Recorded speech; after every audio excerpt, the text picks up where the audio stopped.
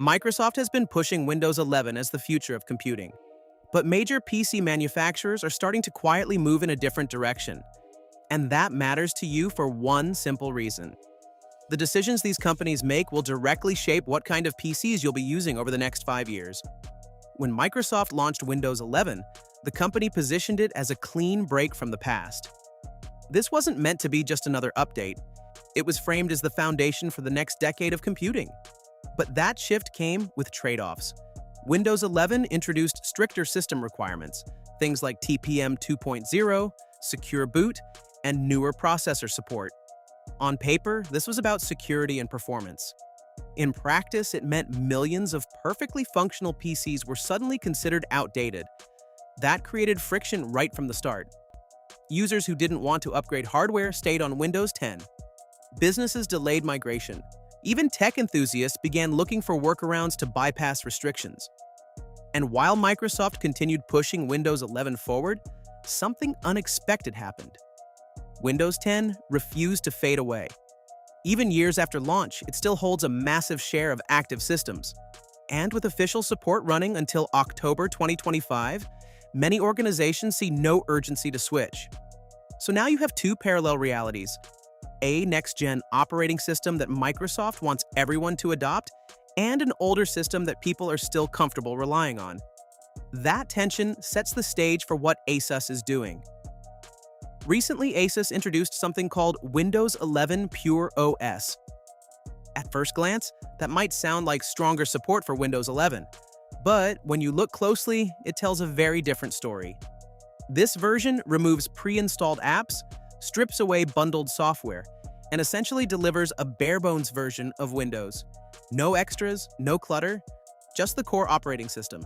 And here's the key detail: it's not designed for everyday consumers, it's meant for enterprise deployments, large organizations, environments where IT teams want full control over how systems are configured. That alone is significant, because it highlights a growing gap between what Microsoft ships by default and what many customers actually want. Think about it. If the default Windows 11 experience was already ideal, there wouldn't be a need to strip it down this aggressively. But ASUS is doing exactly that. They're not removing Windows. They're removing everything around it. And that changes how we should interpret this move. Now let's zoom out. ASUS is one of the largest PC manufacturers in the world. Their decisions aren't random. They reflect demand from customers, especially enterprise clients.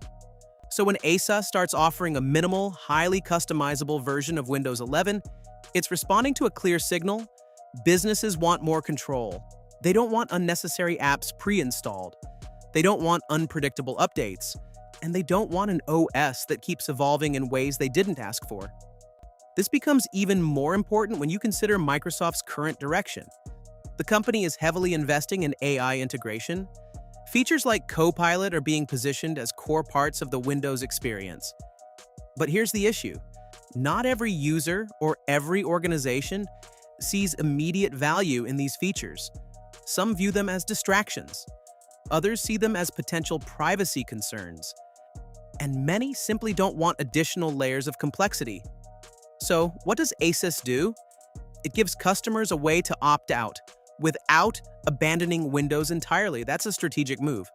Because instead of confronting Microsoft directly, ASUS is quietly reshaping how Windows is delivered. There's another layer to this story, and it's more technical. Windows 11 updates have had a mixed track record. While many updates improve performance and security, there have also been instances of problematic rollouts, updates causing installation failures, compatibility issues, or unexpected system behavior. For individual users, that's an inconvenience. For businesses, it's a liability. Enterprise environments prioritize stability above everything else. Even small disruptions can lead to downtime, lost productivity, or operational risks. That's why many organizations prefer tightly controlled update cycles. They test everything before deployment. They avoid unnecessary changes. And they stick with configurations that are proven to work. But Windows 11, in its default form, doesn't always align with that mindset. It's designed to evolve continuously. New features, new integrations, new updates, often pushed automatically. So again, ASUS adapts. By offering a stripped-down version, It allows organizations to build their own stable environments on top of Windows, rather than relying entirely on Microsoft's default setup. This isn't just about preference, it's about risk management. Now let's address the headline directly. Is ASUS actually rejecting Windows 11? Not in the literal sense, they're still shipping devices with Windows. They're still part of Microsoft's ecosystem. But what they are rejecting, or at least pushing back against, is Microsoft's vision of how Windows 11 should be experienced. And that distinction is critical because in practice, ASUS is doing three things that shift the balance of control. First, it's giving enterprises the ability to define their own Windows experience.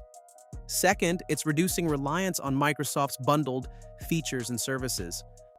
Third, it's normalizing the idea that Windows doesn't have to come pre-configured in a fixed way. That last point is especially important. Actually, for years, Windows has been seen as a complete package. Install it, and everything is already decided for you. Now that assumption is starting to change. So what does this mean for the broader industry? In the short term, not much changes for everyday consumers. Most people will continue buying laptops and desktops with Windows pre-installed. They'll use the default setup, install a few apps, and move on. But under the surface, something more significant is happening. Manufacturers are gaining flexibility.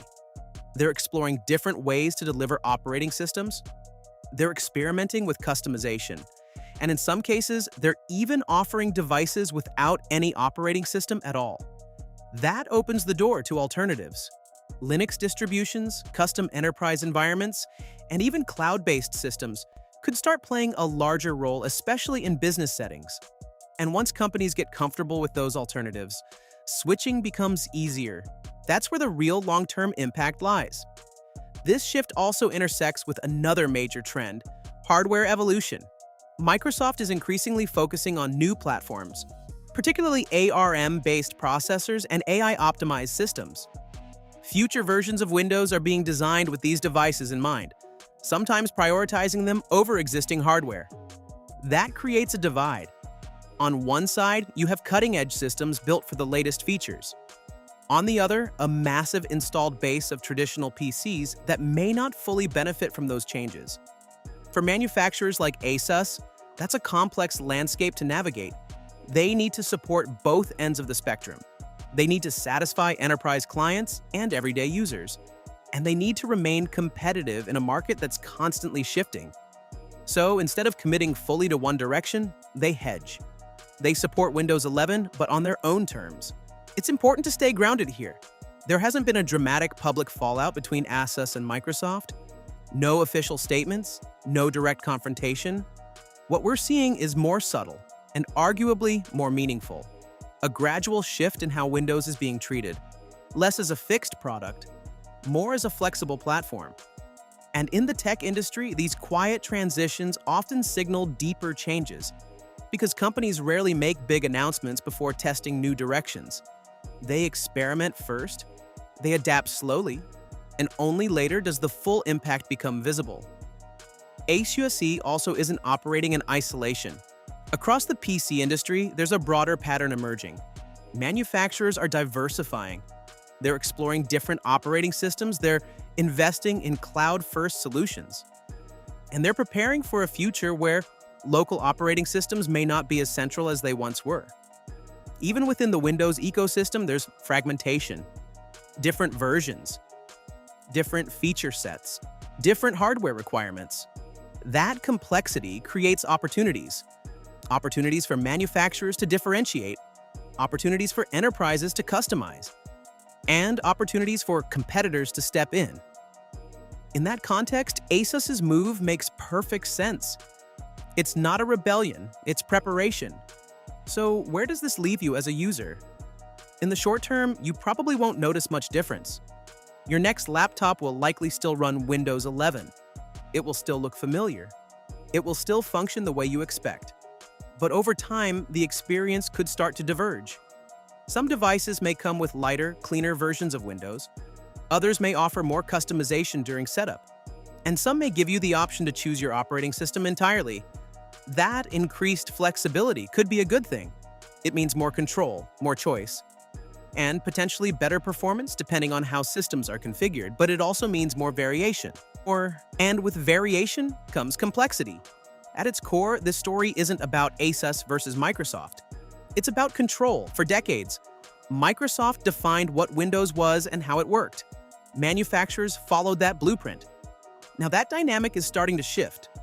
Companies like ASUS are taking a more active role in shaping the experience. They're adapting Windows to fit their customers, rather than asking customers to adapt to Windows. And that subtle change could have long-term consequences. Because once manufacturers realize they can do this, they're unlikely to go back. So is Microsoft stunned? Maybe not publicly. But moves like this are hard to ignore. When one of your biggest partners starts modifying your product at a fundamental level, it sends a clear message. The current approach isn't working for everyone. And if more manufacturers follow this path, Microsoft may need to rethink how Windows evolves, not just as a product, but as a platform that others build on. Because the future of the PC industry won't be decided by one company alone.